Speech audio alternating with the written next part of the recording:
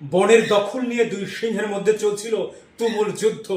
সেই সুযোগে বুনো কুকুর সেই বয়স্ক সিংহের উপরে ঝাঁপিয়ে পড়ল। সেটি প্রত্যক্ষ করছিল তুলনামূলকভাবে ইয়াং তরুণ সেই বনের রাজা সিংহ। কিন্তু তিনি আর বসে থাকতে পারলেন না, গিয়ে ঝাঁপিয়ে পড়লেন এবং সেই বৃদ্ধ সিংহকে তিনি বাঁচালেন। এই দৃশ্যটি দূর থেকে দেখছিলেন বনের চালাক শিয়াল। তিনি তুলনামূলকভাবে তরুণ সিংহকে প্রশ্ন করলেন, তুমি বাঁচালে কেন?